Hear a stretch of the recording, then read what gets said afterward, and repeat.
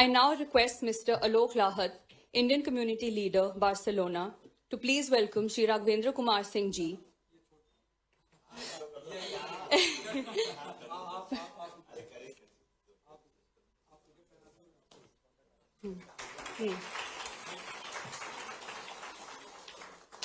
I also request you to welcome Mr. Rohit Gangwal, Global Coordinator, Friends of Madhya Pradesh.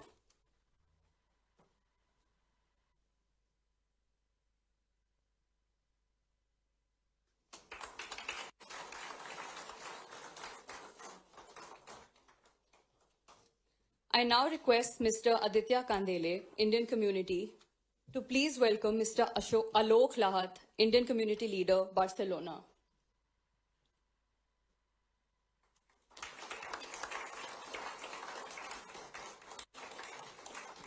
I also request you to please welcome Mr. Chandramouli Shukla ji.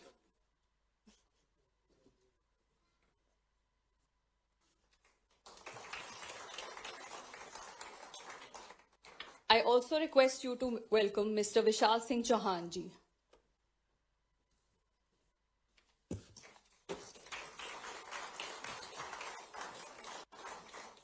Thank you everyone for doing the warm honors. To formally commence today's proceedings, may I now invite Shri Rohit Gangwal ji, Global Coordinator, Friends of Madhya Pradesh, to deliver the welcome address.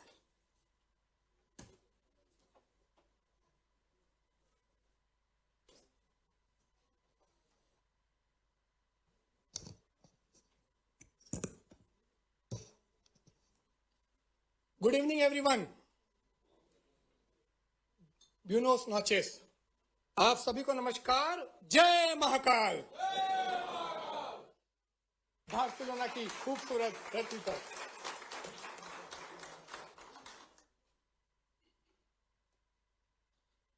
मुख्यमंत्री जी, मैं आपको आज बहुत बहुत बधाई भी देना चाहता हूं कि स्वच्छता सर्वेक्षण 23, 24 और 25 में मध्य प्रदेश ने बहुत अच्छे झंडे गाड़े हैं. इंदौर 8वीं बार नंबर 1 शहर बना है और भोपाल राजधानियों में नंबर 2. तो माननीय मुख्यमंत्री जी और पूरी प्रशासनिक से बहुत बहुत बधाई की पात्र है. साथियों, ये हम सबके लिए बहुत ही गौरव की बात है कि माननीय मुख्यमंत्री जी के नेतृत्व में मध्य प्रदेश का नाम विश्व पटल पे अब चमकने लगा है. माननीय मुख्यमंत्री जी की दूरदर्शिता, विकास को लेकर उनका अटूट समर्पण और सभी को साथ रखने की सोच से मध्य प्रदेश नई ऊंचाइयों पर जा रहा है. यूके, जर्मनी, जापान और यूएई के सफल दौरों के बाद आपका स्पेन की धरती पे होना यह दर्शाता है कि मध्य प्रदेश अब न केवल भारत का हृदय स्थल है, बल्कि अब ग्लोबल इन्वेस्टमेंट, इनोवेशन और टेक्नोलॉजी के क्षेत्र में भी नए आयाम दर्ज कर रहा है और आकर्षण का एक केंद्र बना हुआ है. साथियों, हमारे माननीय मुख्यमंत्री जी का जीवन सादगी, समर्पण और विकास का प्रतीक है. सादगी ऐसी कि ये अपना काफिला रोककर कहीं भी ग्रामीणों के साथ गर्मा गर्म भुट्टो का आनंद लेते हुए दिखेंगे, या फिर बाजार में आम जनता के साथ चर्चा में व्यस्त रहेंगे. कभी हुआ तो फल वालों से फल खरीदकर डिजिटल माध्यम से उनको पेमेंट करते हुए दिखेंगे. सादा जीवन, उच्च व्यवहार का जो इससे अच्छा एग्जाम्पल हमको नहीं मिल सकता है. आपका समर्पण, आपकी योग कला और शस्त्र कला में जो एक्सपर्टीज है उसमें झलकता है. आपने अभी योग दिवस के रूप में माननीय मुख्यमंत्री जी के वीडियोस देखे होंगे यूट्यूब पे, और कभी नहीं देखे हैं तो जरूर देखिएगा, आपको बहुत हेल्प मिलेगी उनसे.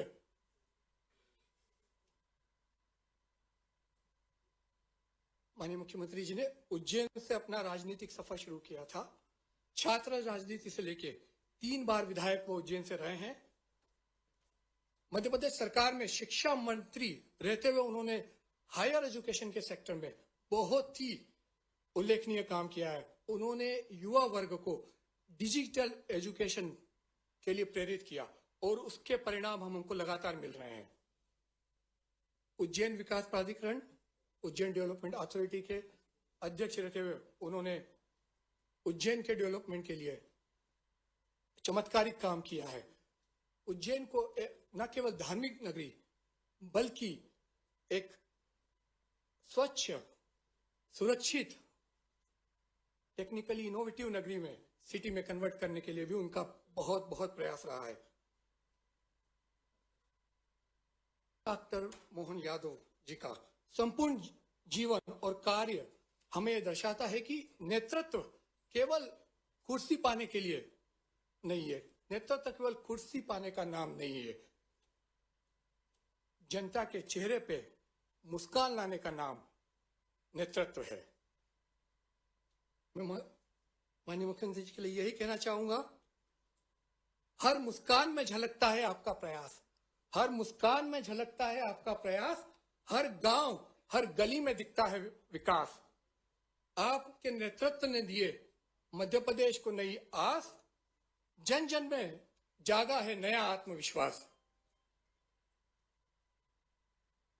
मध्य प्रदेश को लेके माननीय मुख्यमंत्री जी का उद्देश्य न केवल विकास करना है, पर मध्य प्रदेश की पहचान इस तरह से बनाना है कि हम सभी गर्व से कह सके कि मैं मध्य प्रदेश से हूं।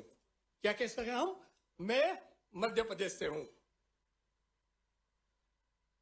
हाल ही में आपके नेतृत्व में आयोजित ग्लोबल इन्वेस्टर समिट भोपाल में जो हुई थी, उसमें दुनिया भर के इंडस्ट्रियलिस्ट, इन्वेस्टर्स सभी ने पार्टिसिपेशन किया था और करोड़ों रुपए के समझौते वहां पे सरकार के साथ और इन्वेस्टरों के साथ हुए हैं।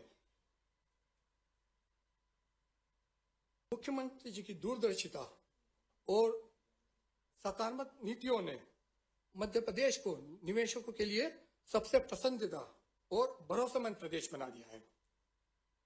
यह सब संभव हो पाया है, उसके पीछे कारण है क्योंकि भारत के आदरणीय प्रधानमंत्री माननीय नरेंद्र मोदी जी के सबका साथ, सबका विकास और सबका विश्वास के मूल मंत्र को माननीय मुख्यमंत्री जी ने पूर्ण रूप से साकार किया है। I would like to conclude my speech with this, and I would request all of you to please stand up at your place and give a thunderous round of applause for मुख्यमंत्री जी। Please आप लोग खड़े होकर एक बार जोरदार माननीय मुख्यमंत्री जी का तालियों से स्वागत कीजिए। तालियां साथियों ऐसी बजनी चाहिए कि बार्सिलोना की फिजा में मध्य प्रदेश की आवाज गुंजाई दे। जय हिंद, जय भारत, जय Madhya Pradesh. Thank you.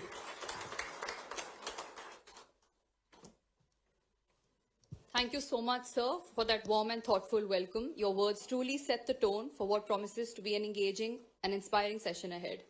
It is now my honor to invite His Excellency Shri Inbasekar Sundaramurthy Ji, Consul General of India to Barcelona, to deliver the keynote address.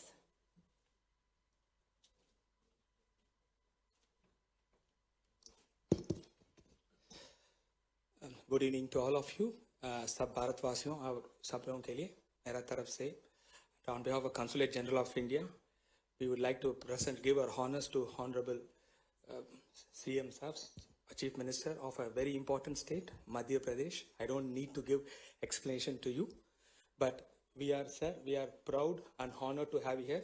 आप इधर आने बार्सिलोना में आपका you are welcome and आपका स्वागतम है। And CM, Honorable Chief Minister sir, was there since yesterday afternoon. आज के इस कार्यक्रम में मंच पर विराजमान बार्सिलोना में भारत के काउंसलर जनरल माननीय सुंदर मूर्ति जी इतना बढ़िया भाषण देते हुए मुझे भी बड़ा मजा आ गया। उत्साह से लबरेज, आनंद से परिपूर्ण।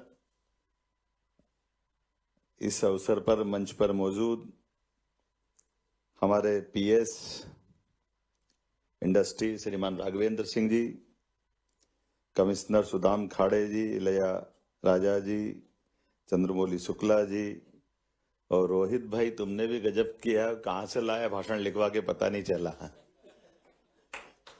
लेकिन उत्साह से परिपूर्ण। और ये सच में जब मैं आपसे बात कर रहा हूं तो आप सबका भी उत्साह देख करके मुझे ऐसा लगा कि मैं उज्जैन में ही घूम रहा हूँ। आपको सबको नमस्कार करता हूँ, आपका अभिनंदन कर रहा हूँ।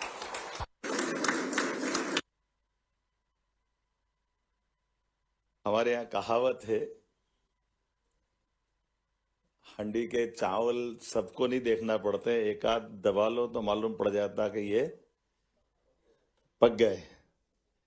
तो ये जब आपके बीच के हमारे भारत सरकार के प्रतिनिधि यहाँ बैठे हैं और बात कर रहे हैं और ने कहा लिखा हुआ भाषण क्या पढ़ना, मैं अपने भावों को वैसे उद्गार से व्यक्त कर दूं। तो ये नहीं पढ़ रहे थे, ये आपको मैं पढ़ रहा था, इनके बीच के संबंध पढ़ रहा था और आपकी प्रगति पढ़ रहा था। ये जो आनंद आ रहा था, जिसका रोम रोम पुलकित होकर के अपने आप से आवाज दे रहा है, ये बदलते दौर का भारत, यशस्वी प्रधानमंत्री का भारत है, जिसका आज जहां भी बासिंदा बैठा है भारत का, उसका रोम रोम एक ही आवाज दे रहा है, भारत माता की। ये जो उत्साह उमंग है, ये जो आनंद है, ये मस्ती है, हम तो ये बात सही है कि कई किलोमीटर, कई सौ किलोमीटर दूर, और आपकी तरफ देखता हूं तो कई सौ साल की तपस्या के बाद कई कारण से कितने समय हो गए अपनी मातृभूमि से दूर आकर भी, लेकिन हमारे हाथ में तो परमात्मा ने यश दिया भारतीय लोगों की, जो जहां चाहे वहां स्वर्ग बना देते हैं, उसका आनंद ला देते हैं। यही भारतीय लोगों की पहचान है। काल की नगरी महाकाल की बात बहुत बार हुई है, लेकिन जो काल को बस में कर ले, महाकाल उसी को आशीर्वाद देते हैं। तो काल उसका क्या बिगाड़े, जो भक्त हो। तो ये जो महाकाल के भक्त है, जो सुंदर जी ने कहा कि वो समय की गणना की नगरी उज्जैन, उसका अतीत का गौरवशाली पृष्ठ, और ऐसे कई रहस्यों से भारतीय संस्कृति को जो जीते हैं लोग, हमको देखकर सीखते हैं कि हाँ, ये भारतीय लोगों की मजा है, जिसको देख करके लोग अपना गम भूल जाए और आनंद में डूब जाए। होली दिवाली आनंद मना ले साथ साथ। ये अपनी संस्कृति की विशेषता है, जिसके रहने मात्र से किसी भी मोहल्ले, किसी गली, किसी नगर, किसी शहर, किसी भी देश में अगर एक आध भारतीय भी पहुंचता है तो वो पूरा क्षेत्र वाला आनंद में आ जाता है। और हम जानते हैं कि कुछ लोग ऐसे भी हैं जो एक आध आ जाए ऐसे तो मालूम पड़ा कि 5 लीटर के बर्तन में कोई ने एक आध बूंद नींबू निचोड़ दिया तो सबको फाड़ देता दूध को। ऐसे लोग भी है आज के इस दौर में। लेकिन हम भारतीय लोगों की जो पहचान है, आज यशस्वी प्रधानमंत्री के नेतृत्व में, मैं अभी उनसे इतिहास भी पूछ रहा था, ये समझ भी रहा था। वास्तव में स्पेन बहुत ही अच्छा देश, और उसके आनंद हमको मालूम है।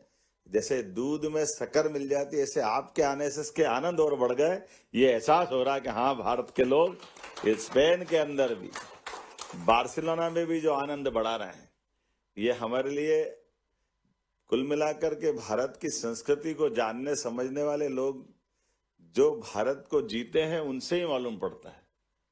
इसके हमारे ऐसे हजारों लाखों उदाहरण हैं। मैं तालमेल मिला रहा था कि मैं आकर आपसे कोई बात कहूं, उसके पहले दिन भर अलग अलग प्रकार के व्यापार व्यवसाय की, राज्य की प्रगति की। वैसे तो ये मेरी 7 दिन की यात्रा, इसका आज 6ठा दिन चल रहा है, लेकिन ये आलोक जी लाहौर को भूल गया। मैं माफ करना आलोक जी, ये जरा आनंद ऐसा आया कि इधर से उधर तक एक ही लग रहा है। जोरदार आनंद करें आलोक जी के नाम कर ऊपर तालियां बजाएं। इंडियन कम्युनिटी लीडर बार्सिलोना के हैं आलोक जी, मस्ताने हैं। हमारे लिए सौभाग्य की बात है, हमारी संस्कृति सूर्य संस्कृति से भी जुड़ती है, और सूर्य संस्कृति के साथ कदम कदम पर हमारे लिए जैसे सूर्य का प्रकाश निकलता है और सारी सृष्टि में प्रकाश छा जाता है, तो ये लोग और वो लोग आनंद में डूब जाए, वही आलोक है। जोरदार अभिनंदन करो आलोक जी के लिए। जो लोग भी सुधारे परलोक भी सुधारे, उसी का नाम आलोक है। जो हमारे अपने जीवन में कई सारे लोग कई समझ पाते नहीं समझ पाते पता नहीं, लेकिन जितना समझ पाते हैं वो हमारी संस्कृति में रोम रोम से निकल करके आता है। कि जैसे हमारे बीच में कोई देश की पहचान बताए एक आध लाइन में, तो कैसे बताएगा? तो वो भांगड़ा का बहुत अच्छा गीत की फिल्मी लाइन समझ में आएगी, ये देश है वीर जवानों का। देखो आप क्या इसके अपने आप में एहसास होता है, ये रोने गाने वालों का देश नहीं है, ये उत्साह उमंग भरने वाला देश के नागरिकों का समय है। ऐसे समय में जब यशस्वी प्रधानमंत्री के नेतृत्व में दुनिया भारत की तरफ देख रही है और भारत अपनी अलग अलग प्रकार से सब प्रकार की पुरानी चुनौतियों के बाद भी वास्तव में देश ने जो अच्छाई के आधार पर, अपनी सच्चाई के आधार पर जो साख बनाई है, जोरदार अभिनंदन माननीय मोदी जी के लिए करें, नरेंद्र मोदी जी के लिए।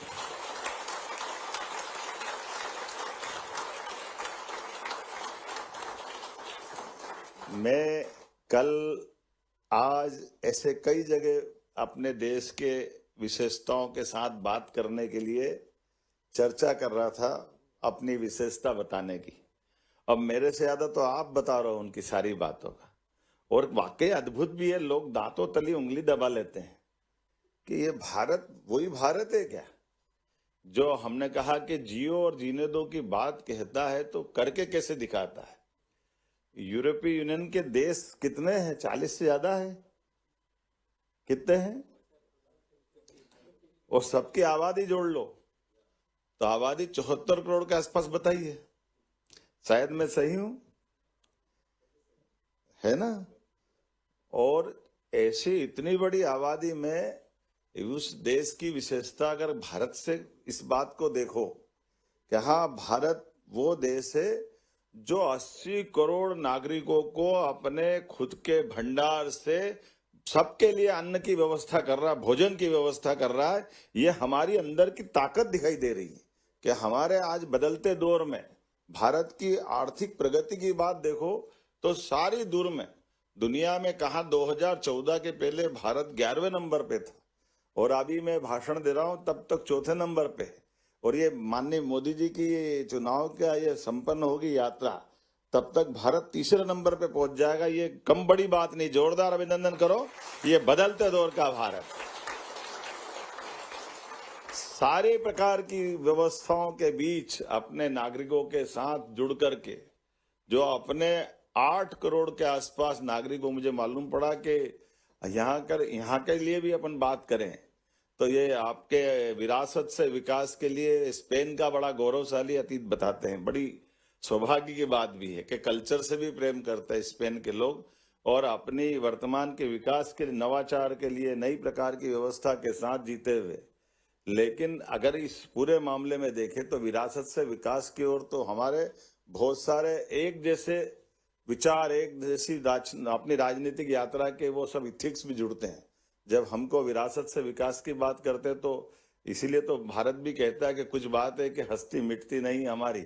इकबाल क्या कह रहे हैं? यही तो कह रहे हैं कि हाँ, हमारी अपने अंदर की अच्छाइयां ऐसी है। यूनान, मिस्र, रोम, बड़े बड़े देश मिट गए जहां से, लेकिन कुछ बात है कि हस्ती मिटती नहीं। ये जो हमारी अंदर की अच्छाई है, हम तो जीने के लिए भी इसी परमात्मा को यश देते हैं कि परमात्मा करे कभी कोई ऐसा हमसे जीने का कोई प्रश्न पूछे तो हम हमेशा जीने के लिए दूसरे की भलाई में अपना जीवन लगाने वाले लोग, अपना आनंद बांटने वाले लोग हैं कि हाँ, हम जीने के लिए किसी की मौत के जवाबदार नहीं हो सकते, हम तो जीने के जवाबदार हैं। इसीलिए फिल्मी एक फिर गाने की लाइन याद आती है कि जोत से जोत जगाते चलो, प्रेम की गंगा बहाते चलो। ये हमारे अपने केवल बोलने के भाव नहीं है, ये हमारे जीवन पे उसको धारण करने के भाव है। और इसीलिए जब मैं आपसे बात करने आया हूं तो अपने मध्य प्रदेश की विकास की बात भी हमारे बीच में से आपने कुछ संक्षिप्त अलग अलग इसकी फिल्मों की रचनाओं के आधार पे भी देखा होगा कि मध्य प्रदेश देश का मध्य तो है ही, लेकिन आपका भी इस देश के साथ प्रदेश के साथ वही संबंध है जो मेरा संबंध है। आपके साथ उस रिश्ते को, आपके साथ उस गहराई को बांटने भी आया हूं, और ये भी बांटने आया हूं कि हाँ, हम हमारे क्षमता से, योग्यता से, आपने गुजारे प्रत्येक समय के साथ उस सारी कठिनाई के आरों अवरों से आपने अपनी जो पहचान बनाई है यहाँ, क्योंकि ये बात सही है कि हमारे बीच में से मुट्ठी भर रेत से जो सुख की कामना होना चाहिए, रेत में भी जंगल में मंगल करने का काम हमारे सारे अनिवासी भारतीयों ने किया है, जो अपना घर छोड़ के यहाँ आए और अनजान जगह पर अपनी साख बनाना, ये पहचान बनाना, और अपनी पहचान से वो भारत के लिए भी एक तरह से केवल वो एम्बेसडर नहीं है, आप भी राजदूत है भारत के, जो जहां भारतीय खड़ा है वहां से वो अपनी पहचान बनाता है। इसलिए आज के इस बदलते दौर में भारत जब एक वैश्विक ताकत की तरफ भी बढ़ रहा है, आर्थिक महाशक्ति की तरफ भी बढ़ रहा है, और भारत का बढ़ना किसी के लिए कभी चुनौती नहीं हो सकता है। भारत का बढ़ना भारत के लिए भी उतना ही जरूरी है जितना विदेशों में आपका सक्षम होना जरूरी है, आपका सबका भी उसी प्रकार से, क्योंकि यही तो भावना हमको जियो और जीने दो की तरफ ले जाती है, जिसके भरोसे से हम जहां हैं अपने अपने तरह से भारत के लिए, भारत के प्रतिनिधि के नाते से सब प्रकार के विकास के मामले में अग्रगण्य है। आपकी भूमिका सबसे आगे, और मैं इसी नाते से बताना चाहूंगा कि मध्य प्रदेश सरकार ने भी ऐसे सभी क्षेत्रों में, आप यहां से बैठ करके जहां जब आए थे तब भारत में हो सकता चुनौतियां थी, कठिनाइयां थी, परेशानियां थी, विकास के रास्ते में हमको वो सारी मुकाम की जरूरत थी जो विदेश से कहीं मददगार हमको थी। लेकिन आज बदलते दौर में भारत सहित सभी राज्यों के अंदर माननीय मोदी जी ने वो सारी अनुकूलता बनाई है। कई सारे ऐसे प्रयोग भी हो गए जो मेरे बारे में बता रहे थे। मैं अभी हाल यहाँ कल से तो स्पेन पे हूँ, लेकिन ये बात सही कि मुझे फल की दुकान वो तो नहीं मिली जहाँ मैं डिजिटल पेमेंट कर दूं, लेकिन वहाँ फल ठेले सब्जी वाले क्या मिल रही है। ये बदलते दौर का भारत, ये जो टेक्नोलॉजी को अपनाने के लिए कितनी तेज गति से, अभी एक ही बात बताइए, केवल हमने अपने छोटे से छोटे आदमी को डीबीटी नहीं कर रहा है। यहाँ मैं अगर निवेशकों के बीच में भी बात कर रहा हूँ तब ये बात बता रहा हूँ कि मध्य प्रदेश ने अपनी एमएसएमई की, हैवी इंडस्ट्री की पिछले 5 साल, 7 साल, 8 साल तक की भी देनदारी करना थी, जिसको हमारे कमिटमेंट के आधार पर इंडस्ट्रियां लगी थी मध्य प्रदेश में। तो हमने कहा कि हाँ, हम आपको इस प्रकार से ये छूट देंगे, और छूट भी नगद में देंगे। और नगद में भी कैसे देंगे? डीबीटी के माध्यम से, जैसे गरीब से गरीब आदमी के भी उसके हक के पैसा सीधे डीबीटी से उसके खाते में जा रहा है। ऐसे लगभग 1.5 साल हुआ हमारी सरकार में, लेकिन हमारी सरकार के माध्यम से 5,200 करोड़ का पैसा उनके खाते में डालने का मध्य प्रदेश ने अपना रिकॉर्ड बनाया, सीधे सीधे हमारे भरोसा करने वाले लोगों के बीच में कोई नहीं। किसी ने कहा बिजली की सब्सिडी का 300 करोड़ तो उसको 300 करोड़ दिया, किसी ने कहा आपने कमिटमेंट किया था इस टैक्स की छूट का, था उसका टैक्स छूट देने का प्रयास किया। जो अभी आपने कहा कि जमीन जो लगभग किसी भी प्रकार की इंडस्ट्री लगाने के लिए मध्य प्रदेश ने अपने लैंड बैंक में पर्याप्त लैंड बैंक इकट्ठा किए, और लैंड बैंक के आधार पर हम अपनी इंडस्ट्रियों के लिए न केवल उनके विकास के सारे पैमाने पूरे कर रहे हैं, बल्कि उनकी जो जो जरूरत है उसकी तुरंत पूर्ति कर रहे हैं। पिछली बार तो मैं विदेश में कहाँ गए थे राघवेंद्र सिंह जी, किसी ने जमीन मांगी थी अपने, हम तो विदेश में ही थे, हमने ऑनलाइन सारी पेपर प्रक्रिया करके जाने के पहले उनको कागज का लंदन में उनको अधिकार पत्र दे दिया कि अब हमारी आपको जो फैक्ट्री लगाना वो यही है, जमीन का अधिकार पत्र दे रहे हैं आपको, हमको दोनों को भारत जाने की जरूरत भी नहीं, मध्य प्रदेश भी जाए बगैर यही दे दिया। जैसे अभी हाल हमारे उच्चायुक्त जी ने बताया है, क्या हमने यहाँ एमओयू कर लिया, क्योंकि जब अपने ही तो कहते कि तुरंत दान महाकल्याण, करने ये तो तुरंत ही करो, काहे की देर करना है। अच्छा सुबह से शीघ्रम, अपने लिए तुरंत करो जो करना, उससे अच्छी क्या बात। तो ये भाव से तो बात बनती है। हमारे लिए परमात्मा वो अवसर लाता है, जिस अवसर को हम आप जीवन में वैसे कहते हैं कि अवसर बार बार नहीं आते, समय बार बार नहीं आता, लेकिन आया समय को भुना ले, यही तो भारतीय है, यही तो आनंद है। हाथों हाथ हमने उस चीज को उस रूप में लेकर के खड़ा कर दिया। इसीलिए एक नहीं, ऐसे कई सेक्टर में आज आप कभी कल्पना नहीं करेंगे, जैसे उदाहरण के लिए एक एक सेक्टर में हमने जो काम किया है, उदाहरण के लिए मेडिकल के सेक्टर की बात कर रहे हैं। मध्य प्रदेश में सबसे तेज गति से मेडिकल कॉलेज खोलने वाला अगर राज्य अगर पूरे देश में कहीं है तो मध्य प्रदेश है, जिसके 2002-03 तक 1956 में मध्य प्रदेश बना, लेकिन 56 से बने मध्य प्रदेश में 2002-03 तक केवल 5 मेडिकल कॉलेज थे। 55 साल में 5 मेडिकल कॉलेज, और हमारे पास जब मैं बैठा तब हमारे 30 मेडिकल कॉलेज हमारी पार्टी के आधार पर बने थे। ये मध्य प्रदेश है, 30 मेडिकल कॉलेज। और ये भी थोड़ा कम है, जब तक 13 प्राइवेट और 17 गवर्नमेंट के मिला करके। लेकिन आज की स्थिति में 1-1.25 साल में 7 मेडिकल कॉलेज हमने अभी हाल खोल दिए। ये आज 37 मेडिकल कॉलेज होंगे और 2 साल के अंदर 50 मेडिकल कॉलेज होंगे। और प्रयोग भी कैसे कर रहे हैं, जैसे मेडिकल कॉलेज आप में से किसी को भी खोलना है तो हम बना बनाया हॉस्पिटल जो जिला चिकित्सालय के माध्यम से है, जिसके टेंडर हमने कराए, तो डॉक्टर, नर्स, कंपाउंडर, दवाई, सारी सिस्टम हमारा मेडिकल कॉलेज चलता रहेगा। और आप में से किसी को मेडिकल कॉलेज खोलना, तो वो मेडिकल कॉलेज खोलने की सबसे बड़ी और कठिन शर्त तो ये होती कि हॉस्पिटल होना चाहिए। तो हॉस्पिटल हमारी तरफ से रहेगा और उसके साथ बगल में कॉलेज बनाने के लिए 25 एकड़ जमीन लगती, तो 25 एकड़ जमीन केवल 1 रुपए में हम देने को तैयार है और हॉस्पिटल फ्री में चलाने के लिए देने को तैयार। केवल 1 रुपए में आप अपनी जमीन लेकर के आप मेडिकल कॉलेज बनाइए, 2 साल तक उस हॉस्पिटल का उपयोग कर लीजिए। आप अपने बलबूते पर 2 साल में जो फीस लगने वाली है बच्चों के लिए, कभी आप कल्पना करना कि मध्य प्रदेश और देश माननीय मोदी जी के नेतृत्व में कैसे बदल गया। बच्चे भी पूरे देश के अंदर मेडिकल कॉलेज में जो मेधावी बच्चे हैं, जो 12th में 75% से ऊपर नंबर लाए और नीट में वो नंबर तो लाए, लेकिन मेडिकल कॉलेज की, सरकारी मेडिकल कॉलेज की फीस तो 5-7 लाख रहती है, लेकिन प्राइवेट मेडिकल कॉलेज की फीस 60 लाख, 70 लाख, 80 लाख, जरा ज्यादा होती है। ऐसे में वो बच्चा गरीब है और उसके पास पैसे नहीं है।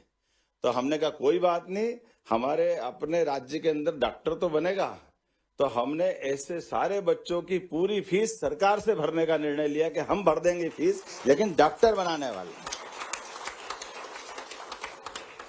इसके एक पंथ 2 काज हो रहे हैं। वो टैलेंट वाला बच्चा अगर डॉक्टर बनकर के तैयार हो रहा है तो ये हमारे लिए सौभाग्य की बात है। उसकी MBBS की डिग्री हो रही है, वो एक तरह से मानवता की सेवा करेगा। और फिर हमने उसकी फीस के बारे में भी कह दिया कि ये भी केवल एक तरह से एजुकेशन लोन टाइप है, उसके मन पर दबाव नहीं होना चाहिए कि हमने फ्री में पढ़ाया। जब वो वापस डॉक्टर बनने के बाद नौकरी करने की सोचेगा तो सरकार उसको 5 साल लगातार काम करने का मौका देगी कि बेटा अब तू पैसा चुका देना, कोई बात नहीं, अगले तेरे भाई को फिर मौका मिलेगा। ये लगातार क्रम चलता रहेगा ताकि हमारे बीच में ये जो अच्छाई की बात है। और इतना ही नहीं, कल जैसे हम इंडिटेक्स की उस फैक्ट्री में गए थे, उनके अच्छे नियम उनने बताए कि हमारे लिए आजकल ये जो खासकर उत्पाद, मुझे लगता है टेक्सटाइल की बड़ी, वो अपने आप में बड़ी कंपनी है और उस बड़ी कंपनी ने कई सारी बातें सोच के चली। उन्होंने कहा भाई अब ग्रीन एनर्जी भी गया जमाना के, कोयले से खोद करके बिजली बनाना, उससे पर्यावरण खराब होता है, खदानों में मजदूर डूब जाते हैं, बहुत सारी तकलीफें बढ़ती है। तो ग्रीन एनर्जी की बात ही उन्होंने कहा आप, और कब तक, उन्होंने कहा इससे हमने सर कंपनी में तय किया कि 40 तक वो सब चीजों से छूट जाएंगे। हमने कहा 40 किसने देखा। हमारी सरकार ने निर्णय किया कि 32 लाख किसान हमारे यहाँ है, 30 लाख रेगुलर किसान है, 2 लाख हमारे अस्थायी टेम्परेरी कनेक्शन वाले किसान है। हम 3 साल के अंदर सभी किसानों को बिजली के सोलर पंप देकर के बिजली के झंझट से मुक्त करा रहा हूं। और सोलर से भगवान सूर्यनारायण का इतना प्रकाश है अपने राज्य के ऊपर कि वो अपनी बिजली खुद उत्पन्न करे और अपने आप में ग्रीन एनर्जी से अपने खुद के सोलर पंप चला ले, घर की बिजली भी चला ले। तो एक तरह से ये ऐसे कई wind energy, solar energy, pump storage, और इसके माध्यम से पूरे देश में आपको जानकारी इतना ही देना चाहूंगा, आज की स्थिति में मध्य प्रदेश में बिजली सबसे सस्ती पूरे देश में कहीं बन रही है तो मध्य प्रदेश में बन रही, बल्कि दिल्ली की मेट्रो की बिजली भी अगर जा रही है तो मध्य प्रदेश से होके जा रही है। मुझे इस बात की प्रसन्नता, उसकी ट्रेन चलाने में भी करंट मध्य प्रदेश से लग रहा है। और ऐसे कई प्रयोग, कई सारी विकास के मामले हैं कि यहाँ बैठे बैठे आप अपना काम भी करते रहे और आपकी भी इच्छा होती कि हाँ हम अपने इस सोलर पार्क में कहीं को अपना पैसा इन्वेस्टमेंट करना चाहते हैं, तो आपके लिए भी वही छूट है। इतने प्रकार से उसमें 2 मेगावाट से लगा के 100 मेगावाट, तो 100 मेगावाट से 2000 मेगावाट तक सब प्रकार की व्यवस्था में आपके बीच में स्वस्थ कंपटीशन कराते हुए 1956 में केवल 7 लाख हेक्टेयर था। और बताऊंगा तो थोड़ा अटपटा लगेगा, कभी कभी ऐसा लगता है कि मैं किसी जगह ऐसी बात बोलूंगा तो ये अपन कांग्रेस बीजेपी की बात तो नहीं करते, क्योंकि बाहर तो हम इकट्ठे ही हैं, लेकिन ये बोलने में आश्चर्य तो लगेगा सही, लेकिन ध्यान जाएगा कि कहाँ हमारा 1956 में, आप तो आजकल तो चैट जीपीटी का जमाना है, आप खोल के देखोगे तो 1956 में गेहूं 94 रुपए कुंटल था और वो गेहूं आज हमारे 2002-03 तक मध्य प्रदेश में, जब माननीय दिग्विजय सिंह जी की सरकार थी तो 550 से 600 रुपए कुंटल में बिक रहा था। यानी किसानों की प्रोग्रेस 55 साल में केवल 500 रुपए कीमत बढ़ी उनकी। और उसके उल्टा आज की स्थिति में जब मैं आपसे बात कर रहा हूं, आज की स्थिति में 2600 रुपए कुंटल गेहूं खरीद रहे हैं हम अपने किसानों के लिए। ये 20 साल में 2000 रुपए कुंटल का हमने बढ़ावा दिया। और आज भारत के अंदर सबसे ज्यादा फसल उत्पादन करने में पंजाब के बराबरी में अगर कोई काम कर रहा है कोई राज्य, तो मध्य प्रदेश से मुझे इस बात की प्रसन्नता है। इतनी तेजी से हमने न केवल फसल के सेक्टर, सभी सेक्टर में समान रूप से आगे बढ़े।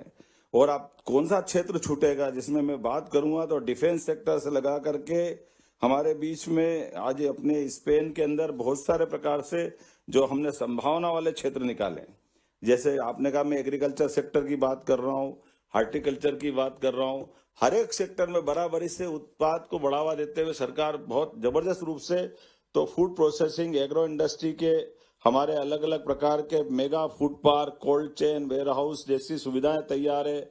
आईटी और डिजिटल सेक्टर में भी हमने बहुत तेजी से, इंदौर, भोपाल जैसे सेक्टर में आप अगर दिन में देखेंगे तो आईटी के लिए हमने अपने कभी कल्पना नहीं करेंगे। इंदौर हमारा सबसे महंगा शहर है और महंगे शहर में भी महंगे में सबसे ज्यादा तो MR10 की कीमत है, लेकिन MR10 के ऊपर भी आईटी के सेक्टर को प्रमोट करते हुए 1/10 कीमत पे हम जमीन देने को तैयार है। तो ये जो अपना डेटा सेंटर या आईटी पार्क केवल इंदौर में बन रहे थे, अब केवल इंदौर में नहीं, इंदौर, उज्जैन, भोपाल, ग्वालियर, जबलपुर, यहाँ तक कि रीवा ऐसे स्थान पर भी आईटी पार्क हमारा बन रहा है। तो हमारे युवाओं को भविष्य की दृष्टि से रोजगार भी मिले, उनके टैलेंट के बलबूते पर वो अपनी खुद की साख भी बनाए और मध्य प्रदेश और देश को आगे बढ़ाए। तो सरकार के माध्यम से सभी प्रकार के हमारे सपोर्ट के, उनकी ताकत की आवश्यकता है। इसलिए कौशल विकास के मामले, अभी जब हम बैठे थे तब हमारी यूनिवर्सिटियां 1956 से लगाकर 2002-03 तक केवल 12 यूनिवर्सिटी थी। आज की स्थिति में 17 यूनिवर्सिटी सरकारी और 52 यूनिवर्सिटी प्राइवेट सेक्टर की, जो बदलते दौर में सभी प्रकार के कोर्स, केवल एक इतना ही नहीं, उससे आगे बढ़ करके एक एक करके हमने जिस ढंग की स्मार्ट सिटी की कल्पना की है। और जैसे महाकाल के महालोक धार्मिक पर्यटन के आधार पर भी, पहले तो हमने कभी, मुझे मालूम नहीं कि यहाँ की एम्बुलेंस, एयर एम्बुलेंस की बात क्या होगी, लेकिन अब मध्य प्रदेश और देश के अंदर 5 लाख तक का इंश्योरेंस माननीय मोदी जी के माध्यम से जब मिल रहा है, जिसको आयुष्मान योजना की कार्ड की बात कर रहे हैं, और वो 5 लाख तक का आयुष्मान कार्ड का, ये तो थोड़ा दायरा 60 साल के अंदर तो उनकी आय सीमा का है, लेकिन 70 साल से बड़ी आय सीमा में कोई भी जाति का व्यक्ति, सबको 5 लाख तक का इंश्योरेंस माननीय मोदी जी ने दिया है। और हमने भी निर्णय किया है कि मध्य प्रदेश राज्य सरकार के माध्यम से इसमें पूरे देश में सबसे तेज गति से अगर आयुष्मान कार्ड बन रहे तो हमारे पास बन रहे। और हमने न केवल बीमार हो तो एम्बुलेंस आएगी, बल्कि एयर एम्बुलेंस भी, क्योंकि मध्य प्रदेश राज्य बहुत बड़ा है, तो कोई भी व्यक्ति बीमार हो, डॉक्टर और कलेक्टर डिसाइड कर दे कि हाँ इसको सिंगरौली के बजाय इंदौर पहुंचाना पड़ेगा क्योंकि इसकी जान बचाना है, या जबलपुर दिल्ली पहुंचाना, तो 1 रुपया उसका नहीं लगेगा। एयर एम्बुलेंस फ्री सरकार की तरफ से देने का निर्णय मध्य प्रदेश सरकार ने लागू कर दिया अपने राज्य के अंदर। मानव मूल्यों के आधार पर हमारी जो केवल बोलने की बात नहीं, कोई चौराहे पे घायल है और घायल है, किसी करंट से एक्सीडेंट हो गया और घायल आदमी को हॉस्पिटल पहुंचाना, 1 घंटे के अंदर अगर वो पहुंच जाता है तो उसकी जान बच जाती। ऐसे में ये मानवता के आधार पर योजनाओं को लागू करने का सिलसिला चालू की, तो गंभीर घायल को हॉस्पिटल अगर कोई राहगीर योजना के माध्यम से पहुंचा देगा तो पहुंचाने वालों को पुलिस परेशान नहीं करेगी, बल्कि 25,000 रुपया उसको इनाम देगी मध्य प्रदेश सरकार के, आपने ठीक काम किया, ये व्यक्ति को समय पे पहुंचा दिया। तो जिस आदमी को पहुंचाओगे किसी का बाप भाई कोई न कोई रिश्ता तो होगा, उसके परिवार में एक तरह से मदद मिलेगी। ऐसी कई सारी बातों को लेकर हम आगे चल रहे हैं। टूरिज्म के सेक्टर की बात आ रही है, अब बताओ, आप अंदाज लगा लो, 100 करोड़ की होटल आप अगर बनाते हो तो 100 करोड़ की होटल में होटल आपकी व्यापार व्यवसाय आप करोगे, भले ही आप यहां से भी काम करोगे, तो 30 करोड़ की सब्सिडी हमारी सरकार की तरफ से देने को तैयार है कि 70 करोड़ की होटल 100 करोड़ के रूप खाते में आपके आएगी। लेकिन मध्य प्रदेश सरकार ऐसी कई सारी योजनाओं को लेकर के बहुत सारे प्रकार से प्रमोशन कर रही है। ऐसे कई सारे सेक्टर जिसमें बता सकता हूं, लेकिन ये शाम का समय तो केवल आप और हमको मिलने का था, आनंद के साथ बात करने का था। व्यापार व्यवसाय की तो बहुत सारी पॉलिसियां हमारे यहाँ कभी भी आप संपर्क करके लेंगे, लेकिन सच में आप सबको मिला तो सारी थकान दूर हो गई, आनंद आ गया आपसे बात करने का।